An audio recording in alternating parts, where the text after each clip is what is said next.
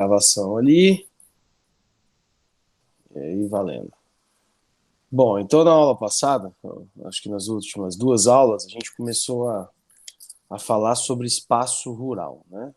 Então hoje a gente vai fechar esse assunto, espaço rural, e na aula que vem, semana que vem, a gente vai começar a falar também do espaço rural brasileiro, que a gente fala das atividades agrícolas aqui no nosso território, tá?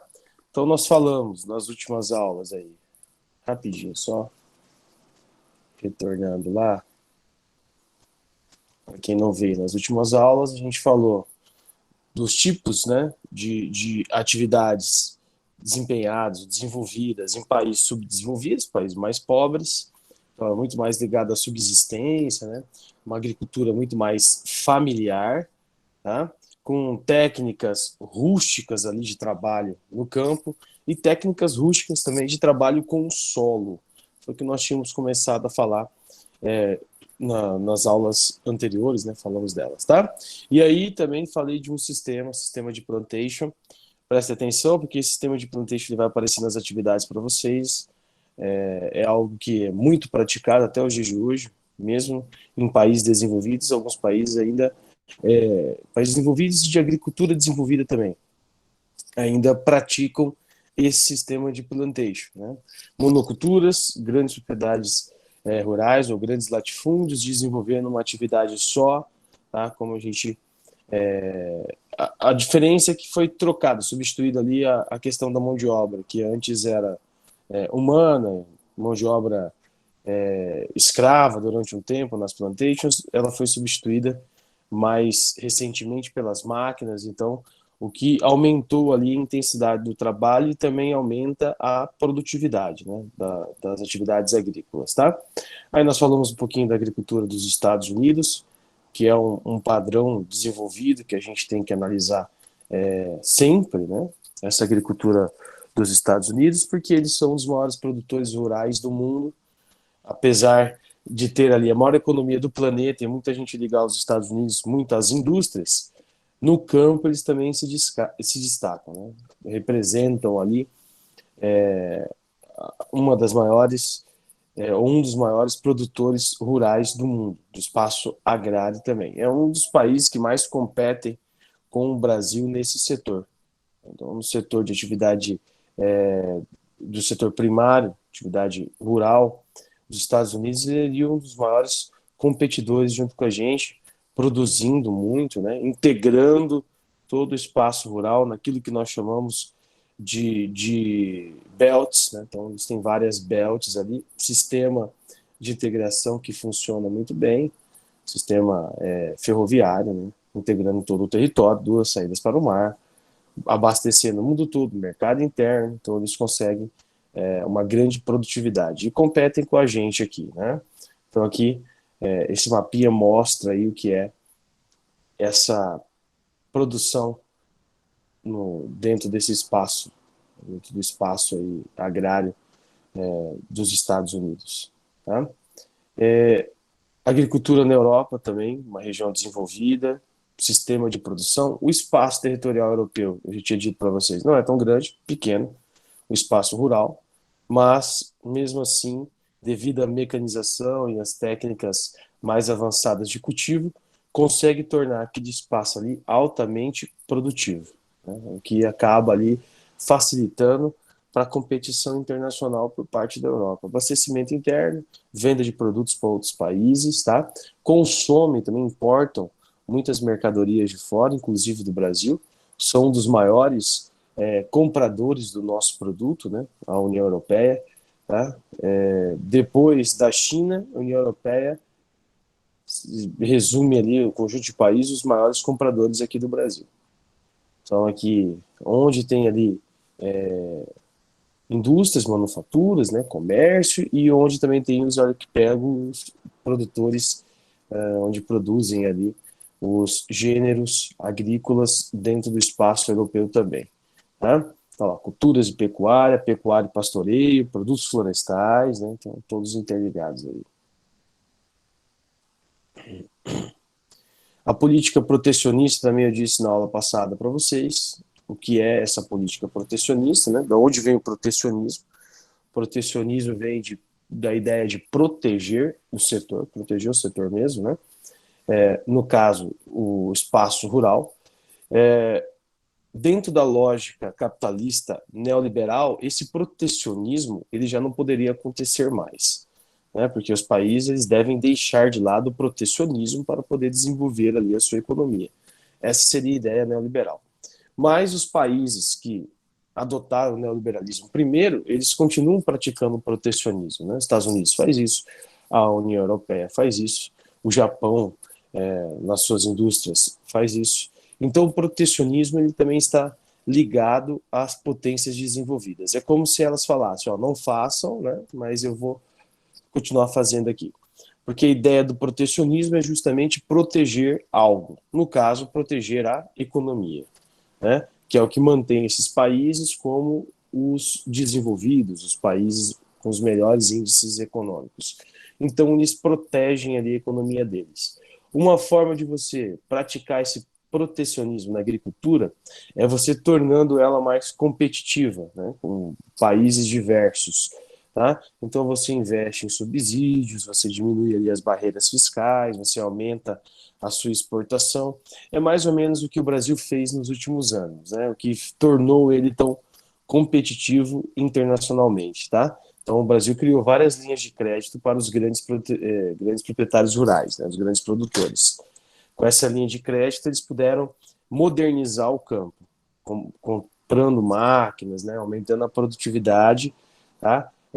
Inserindo ali em algumas regiões como a nossa aqui, sistemas de irrigação, aumentando a produtividade ainda mais no período de mais seca, justamente para poder vender mais esses produtos no mercado internacional. Tudo isso aí facilita, né, e aumenta ali o seu índice econômico. Tá? Se você está vendendo para fora, você está vendendo commodities, beleza? Se você vende commodities, essas commodities vão diretamente para a balança comercial dos países, o que acaba ali no final de todo o período, de todo o ano, né, sendo definido o PIB daquela região, o quanto aquele país conseguiu acumular, né, acumular de capital, tá? Então, isso aqui seria o protecionismo, né? E dentro desse setor, do setor primário. Mas também tem o protecionismo do setor secundário, do setor terciário, mas isso aí a gente vai falando mais para frente, conforme a gente for analisando os outros setores. Principais medidas protecionistas aqui, subsídios, barreiras alfandegárias, barreiras sanitárias, né? Que a gente comentou na aula passada também, subsídios dos créditos, empréstimos de dinheiro, barreiras alfandegárias, reduzir ali juros em cima dos produtos, né, que estão sendo exportados, tá, que servem ali para venda e também para as importações, que é o que o governo está tentando mudar agora, aumentar, tornar mais caro, né, os, os, os impostos em cima desses produtos que a gente vai comprar. E as barreiras sanitárias, que são ali a garantia de que aquele produto não tem nenhum tipo de contaminação, é um produto limpo, um produto bem produzido, né? Isso dentro do setor primário. Então tem que ter ali uma qualidade, porque os países só compram produtos de qualidade uma vez que eles vão consumir esse produto. Por isso que há uma fiscalização muito grande em cima da carne que nós exportamos, por exemplo, para que essa carne não chegue num outro país que está comprando contaminada. Por isso que você tem que ter ali uma barreira sanitária, uma fiscalização para ver se aquele produto ele está com uma qualidade ok, não está contaminado, para que não surja doenças numa outra nação, né? Para que não vire uma epidemia e possivelmente uma pandemia, como já ocorreu no passado com carne contaminada aqui dentro do Brasil. A gente deixou de vender para muitos países no período da febre aftosa, doença da vaca louca, né? Que foi um período marcante aqui da nossa economia do setor primário. A OMC, eu falei para vocês, ela foi criada em 95, justamente para estabelecer ali metas, né? Estabelecer também as regras, tá? Os padrões de comércio entre as nações, evitando assim conflitos, guerras comerciais, tá? De certa forma, o Covid foi assim, carne contaminada. A história que chegou para a gente aqui da China é de consumo de carne silvestre contaminada, né? Aí é diferente, porque a carne silvestre ela não é para o comércio. Carne para comércio é de rebanho de criação, como a gente tem falado, né? Então ali no caso foi um indivíduo ou uma comunidade que tem esse hábito, né? E aí acabou consumindo, pelo menos essa é a história, né? Consumindo um animal infectado, e aí eles passaram a ter ali sintomas da doença com contato com outras pessoas, como se transmite muito facilmente pelo ar, como vocês estão vendo, né?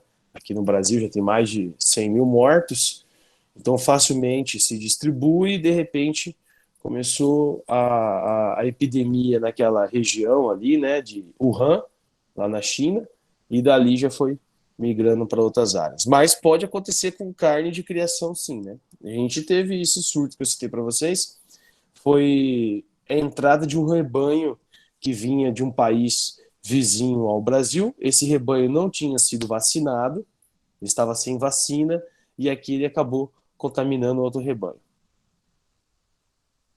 Eu não consegui pegar o restante. Como ele diz, parece que não acredita, mas não consegui pegar o restante. Então, a contaminação de rebanho vem desse termo, né? Então, um acaba contaminando muitos outros seres e assim vai. Então, o que aconteceu com a febre aftosa no Brasil, a doença da vaca louca, uns anos atrás, foi que entrou gado de um país vizinho que não tinha sido vacinado. Esse gado já estava com a doença, acabou infectando o rebanho brasileiro, e a gente tem que fazer todo um controle ali sobre a criação de gado aqui dentro do país para não vender mais carne infectada ou carne, né, com doença para fora, justamente para evitar ali, né, o surgimento dessas doenças ou de pandemias como esse momento que a gente está passando.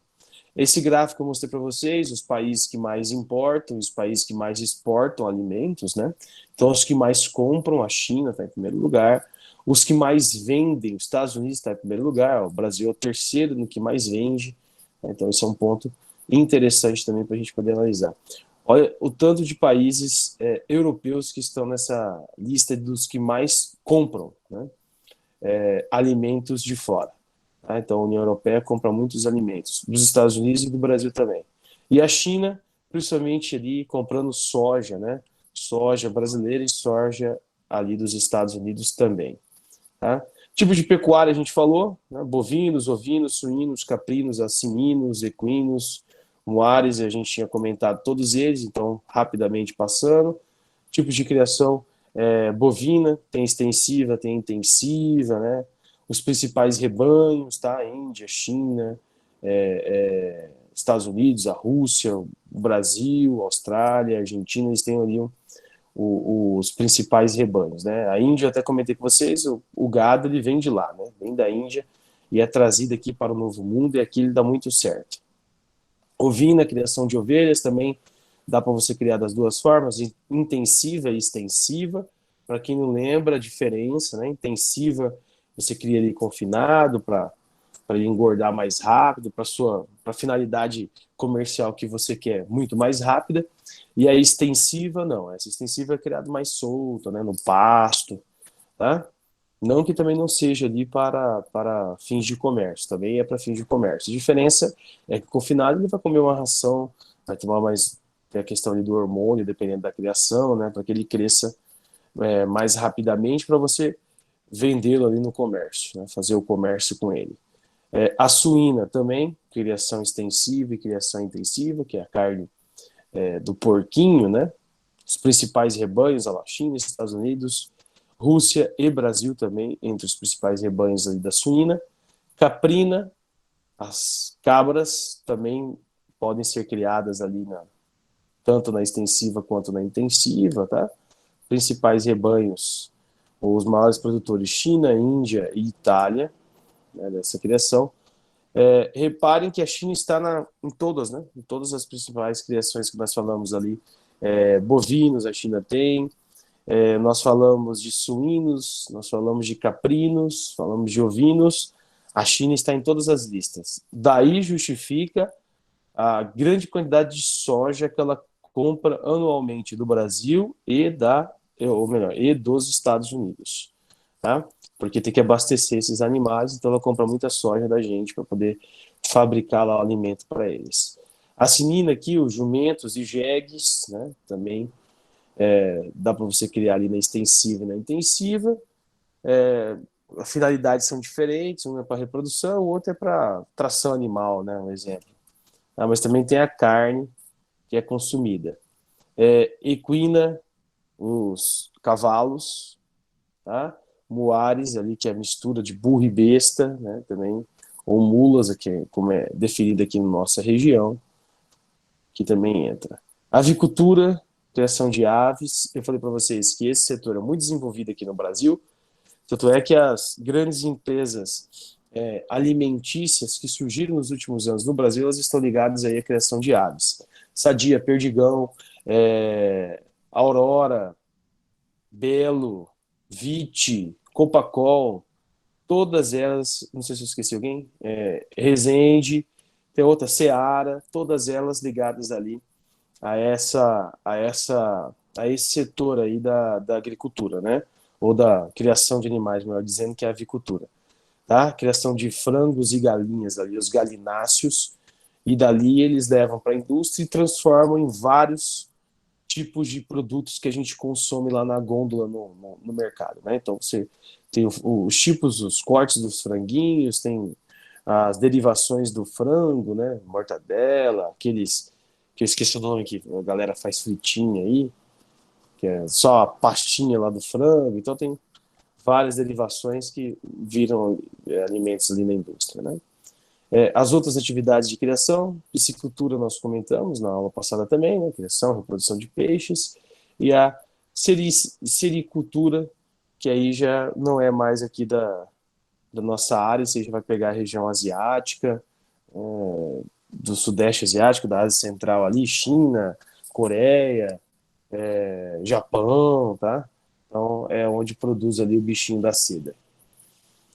Moderna empresa agrícola, a gente não tinha comentado ainda, são as grandes empresas agrícolas que estão trabalhando dentro dos países, produzindo, né, muitos gêneros, principalmente soja, algodão e o milho, tá?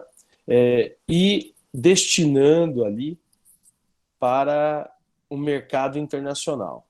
Então, toda vez que nós falamos que essas empresas elas estão atuando nas nações e elas estão ali produzindo para o mercado internacional, existem algumas características, né? Quais são elas? As grandes propriedades rurais que elas acabam comprando, tendo dentro desses países, e elas vão anexando outras terras, principalmente terras de pessoas mais pobres, que podem ter participado ali da reforma agrária, ou terras indígenas também, quilombolas, que elas vão ali expropriando, né? Então elas vão tomando posse, vão tomando conta daquelas terras. E ali elas vão expandindo o cultivo. Então uma das características da moderna empresa agrícola são as grandes propriedades rurais, grandes mesmo, né? Milhares de hectares, tá? E em expansão cada vez maior. Outra característica, monoculturas. Elas produzem apenas uma atividade. Então, elas só produzem soja naquela grande propriedade rural, ou elas só produzem o milho naquela grande propriedade rural, ou só produzem o algodão naquela grande propriedade rural, e assim vai. Só produz um tipo de atividade, tá? Então, grande propriedade rural só produz um tipo de atividade e essa atividade, né, esse gênero agrícola ali produzido, é voltado para o mercado internacional. Por isso que ele vai lá, ó, venda na Bolsa de Valores. O nome desse tipo de venda na Bolsa de Valores se chama commodities, tá? Então, vocês vão ver esse termo na hora que vocês forem fazer exercícios. Lembre-se que commodity significa gênero agrícola que foi produzido numa grande propriedade rural para atender o mercado internacional. Então, o Brasil produzindo soja, que é o grande grão aqui do nosso território. A soja é uma commodity? É, porque a grande parte da soja produzida no Brasil não fica para o mercado interno. Nós não consumimos. Se eu perguntar aqui para vocês, rapidinho, quem consome soja todos os dias?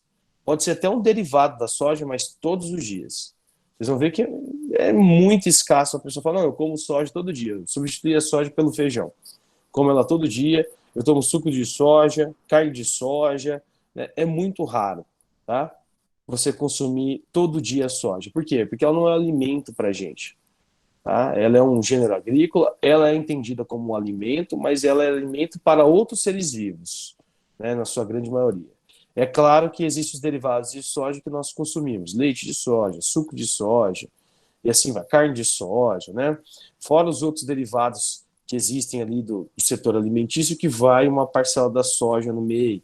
Mas a grande, o shoyu, né? Shoyu, bem lembrado.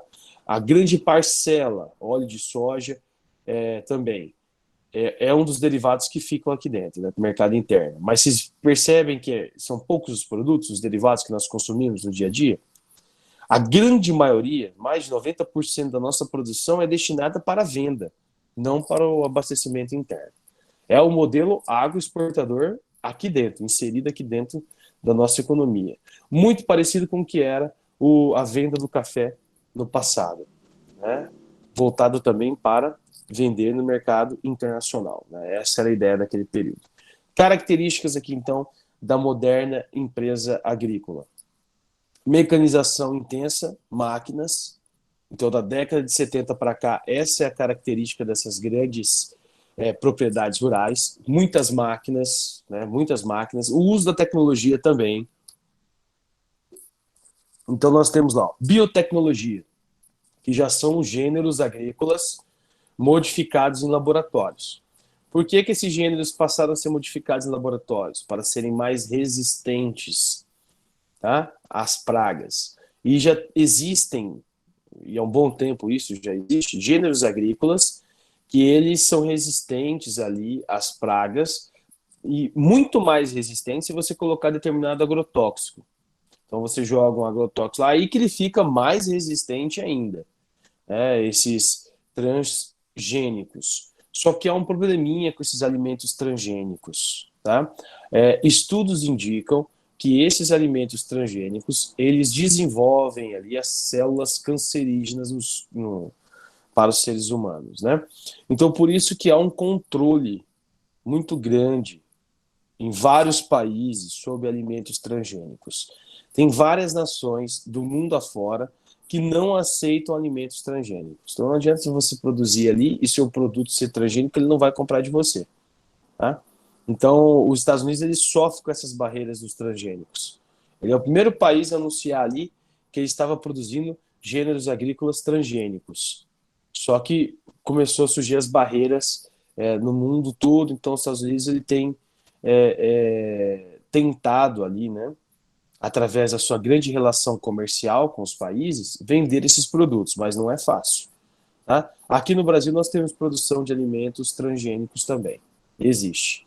Apesar de que tem uma regra, uma lei, né, que controla essa quantidade e essa produção.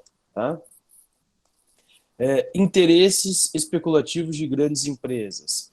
Esses interesses especulativos, eles podem ser em cima das terras que esse país concentra, tá? Ou as terras próximas a essa grande empresa que está produzindo, né? E esses interesses, eles geram ali o que nós chamamos de especulação, expropriação, apropriação, né? Grilagem, tá? Então eles vão ali, de alguma forma, aumentando a quantidade de terras que eles possuem, né? Que essas modernas empresas possuem. Mas geralmente é comprando. Então elas compram porque elas têm muito dinheiro, elas pagam e acabam tirando as pessoas ali próximas a ela e assim elas expandem o seu território, né? Produtivo, tá? Dificuldades de pequenos e médios agricultores em competir no mercado internacional nesse segmento, isso é óbvio, né? Pequeno e médio produtor não vai conseguir competir com os grandes proprietários rurais. Tá? Eles podem até produzir ali, vender, comercializar, mas não será no mesmo padrão desses grandes. Né? Então, se você tem lá uma pequena propriedade rural ou uma média propriedade rural e você quer produzir soja, você fala, não, vender muita soja, você não vai capitalizar mais, por exemplo, que o Mário Blage lá do Mato Grosso, já foi governador, senador, que é um dos maiores produtores rurais do país, né? Ou o maior exportador de soja do Brasil também. Tá? Por quê? Porque esse cara ele já está, né, num outro patamar, num outro segmento, né? Ele é voltado só para a produção internacional, tá? E promove ali o processo de êxodo rural, isso desde a década de 70, quando essas empresas começaram a surgir no Brasil. Esse êxodo rural está presente no nosso espaço agrário, né? Dando exemplo aqui no Brasil, mas no mundo todo esse processo ele é muito comum. A saída, a expulsão do trabalhador rural, né? Então ele sai do campo e vai para onde? Vai para cidades, né? Aquilo que nós chamamos de expulsão mesmo, é como se fosse expulso mesmo do seu território, da sua propriedade rural. Tá?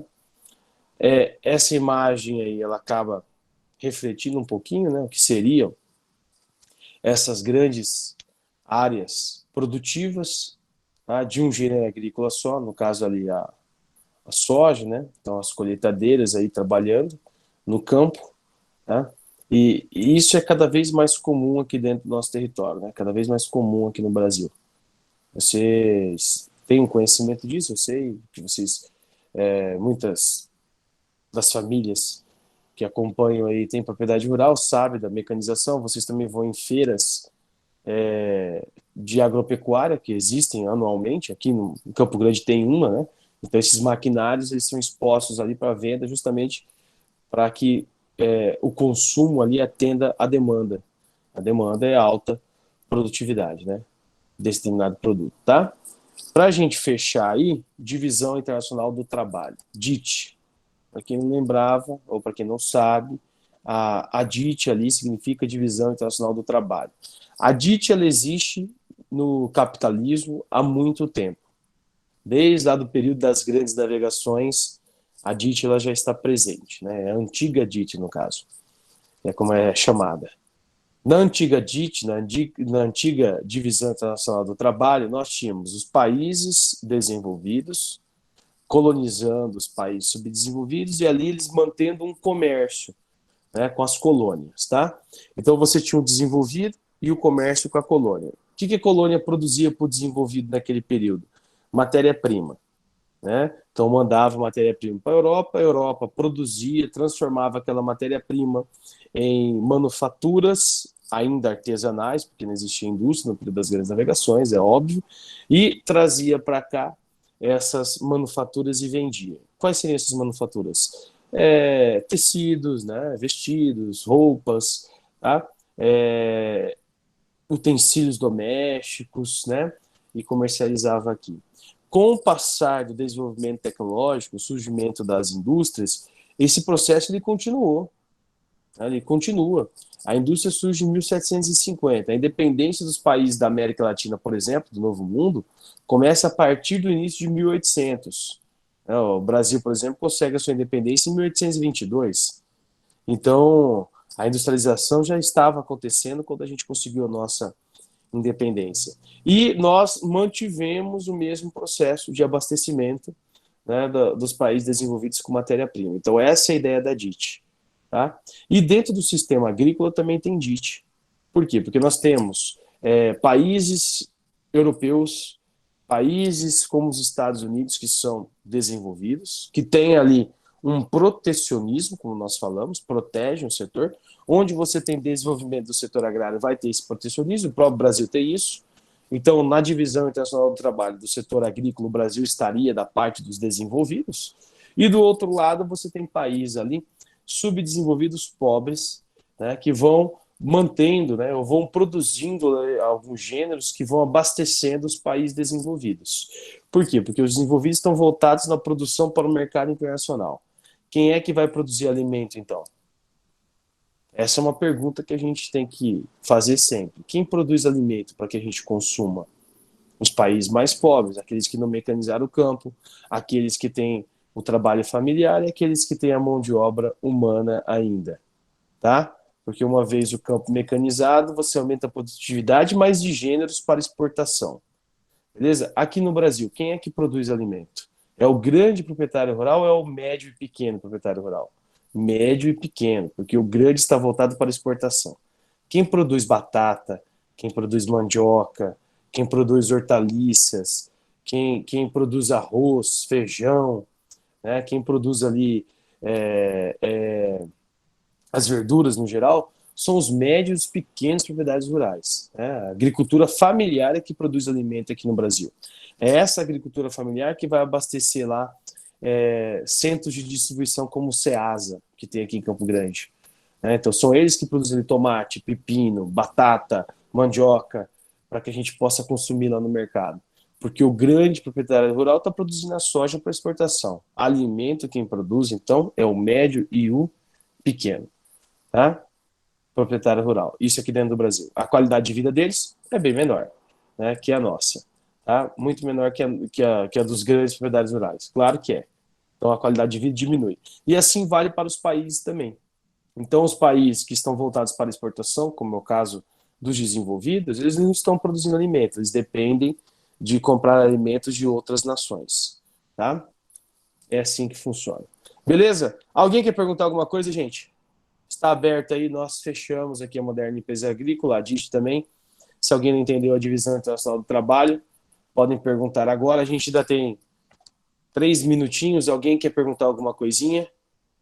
Sim, não. Todo mundo dormiu em silêncio, ninguém me responde.